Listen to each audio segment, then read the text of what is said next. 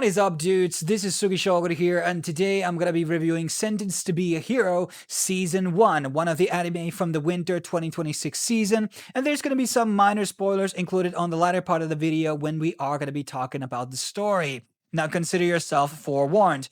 But let's kind of break down a bit of the premise and what exactly is this anime about in case you haven't heard about it before. So this is the synopsis. In a world where a title of a hero is treated as a punishment rather than an honor, the worst criminals are sentenced to the front lines of an endless war against demon lords.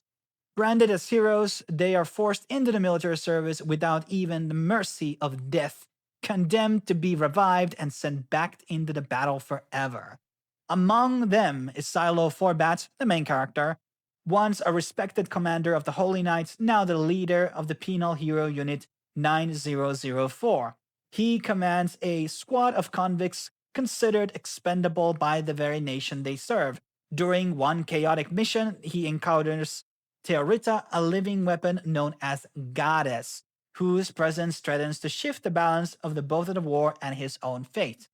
As the unit is sent on increasingly dangerous operations, Xylo must balance leading his unit, surviving the battles he finds himself in, and uncovering the truth behind his own sentencing. So that's basically the premise. So it's this sort of a feudal magical world where there's basically human society who are fighting against these demons that are basically raiding and expanding throughout the borders. The Holy Knights are basically the main organization which are basically fighting against them. And then there's, of course, the Unit 9004, which kind of have special abilities which allows them to be really effective against these demons, so to speak, or fairies as they're called. And these fairies are like, frogs and all types of other like animals which kind of have like, corruption over them, like growing plants out of them. It's kind of like a biopunk style of a feel, if you know my drift. And that may not be to everybody's liking. I mean, the designs are kind of good, but I'm not really that big of a fan of the monster designs, to be honest. And they're kind of like, in every like pack is left by like a demon lord, and there's many of them. I guess, and they also seem to have some type of a leader behind them. And they also seem to be manifesting new ones all the time, and the heroes are basically just sent to destroy them every time a new one pops out. And all of them look very different. They're not really exactly sentient. They don't really talk. Maybe in the latter part of the series, you're gonna be seeing a bit of a change into that. But like fundamentally, they are just like these monstrous things which just kill everything on their path and spread the corruption, and the humanity just have to kind of fight against them. So it's kind of like a bit of like Attack on Titan in a way, and what was that, Cabaneri of Iron Fortress? It's kind of like this sort of a plague that is spreading, and the humanity is like kind of struggling to fight against them. And then in the government, obviously, there is the Holy Church. And this is my first negative point I'm going to be saying. And this is not unique to this show, by the way. But every time there's a church organization in a fucking anime, it's always evil. It's always corrupted, evil, or it's portrayed first as a good thing, but then it turns out to be it's corrupted and it's actually run by the demons themselves or the bad guys themselves. It's always some super negative, portrayal, nihilistic thing. And that's part of the Japanese culture. But like, this is not no longer like we're no longer in the atheist era anymore. This is not 2001 anymore where everybody's spiking about atheism in South Park. Like, that era of atheism is over, and it's actually not appealing that much to the Western audience. Western audience, I think, want more maybe spiritually aligned content. And obviously, I'm not saying that this show is not popular in the West, quite contrary, but ultimately, like, it's kind of getting very redundant to seeing the corrupt church narrative. It's just like so redundant, and it's just very boring and unimaginative because we've seen it a million times before. It's almost every single time to picture perfect the same thing as in every other, anime you watch. Whatever it's, Attack on Titan or what else we have, like, can't remember anything on top of my head, but I'm sure I'm gonna write them down in the description if somebody asks me. But yeah, so that's my one pivotal point about it. The church is like, portrayed as like the good guys, but then eventually kind of learn about like, yeah, they're kind of bad guys. And the character cast of these heroes, I think there's 8 of them, and they're slowly introduced throughout the episodes. So it's 12 episodes only long, and you kind of get like bit to know about them on an episodely basis. In the first episode, you kind of get the two. So you see Xylo and the other guy, and you kind of get to know a bit more about them character traits, and they do have their own backstories. And because every time the heroes die, they kind of lose part of themselves, and one of them actually has died so many times that he's like totally like berserk, and he's like totally gone as a personality. Like he's just like out there. And that's just kind of like, shows the dark end of like actually dying. So they can't just go die constantly because there's negative consequences of that. And dying obviously doesn't feel good, And so it's a lot about that. And then they have the goddesses, which are still kind of like a bit mystical. We don't really get a lot of information here on the first season about them. There's a few of them. And they seem to be like dormant. Teoritta has been dormant for some time, and all of them have different powers, different abilities, which make them, different. And they are also kind of like human, but not really. I don't. This not really. It doesn't tell a lot about the distinction. They have special powers. They're not heroes exactly, and there's a lot of probably some mistake behind it, which will be revealed later on. Now, the fights and the animation is really, really good. It's done by Studio Kai, and the art style I really much like. It's this sort of a modern look of, it's not like super flat colors, but kind of it. And a lot of people like that style. I do like that style too. And the sceneries are very nice. The animation is very top notch. It's able to compete with a lot of the high end stuff. But sometimes I kind of wish that there was maybe a bit more meat to the bone. I think in some ways it's somewhat similar to what I reviewed in the last season, which was Clevitas, which is also about like monsters in the world and humans are fighting against them.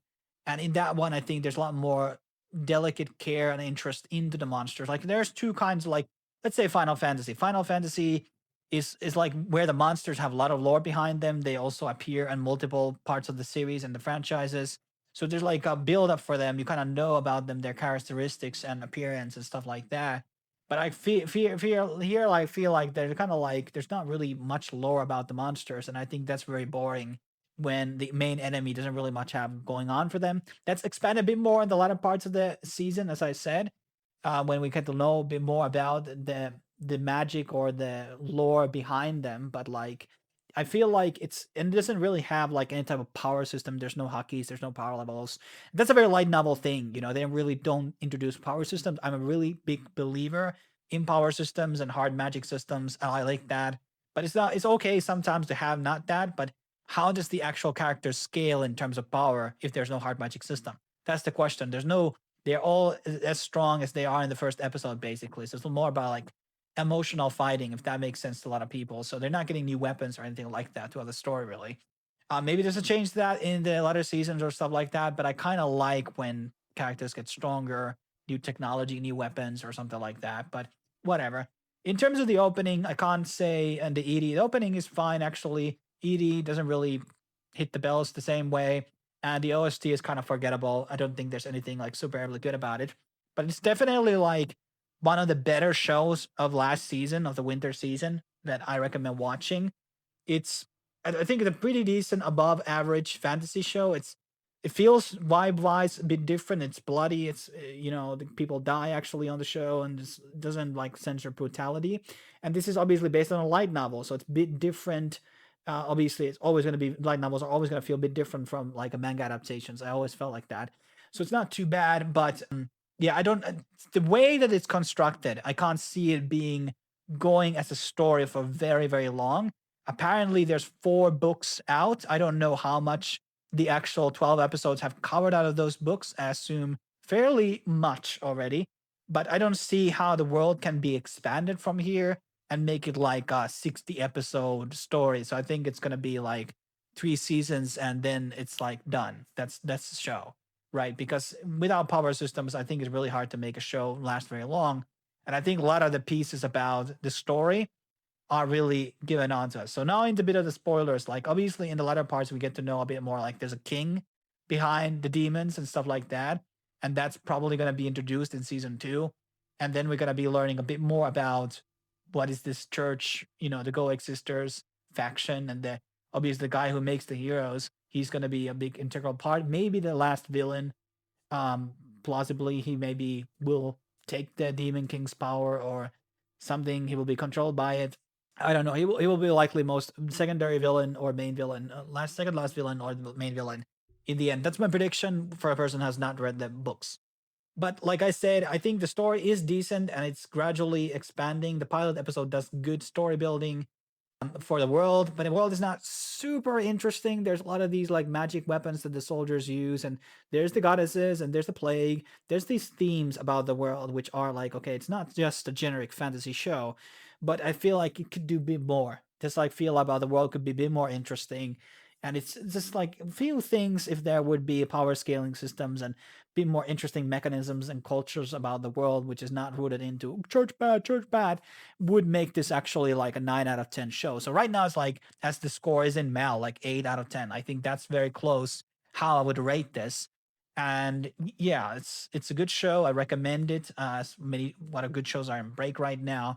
So if you're looking the fantasy-ish, there has not really been shows that much like this, at least on a similar tone as well. God hopes when we're gonna be getting Berserk back. And what was the other one that really flopped and everybody hated? Uberblatt or whatever. What was that called? Yeah, that was not a good adaptation. But hey, I'm not gonna blab any longer. If you liked about it, tell me what you liked about it. Leave in the comment section your review of the show, and I will check it out. And subscribe, like, share. That's always appreciated. And stay tuned. I got a couple of videos actually lined up. Probably Fire Force review is also coming out.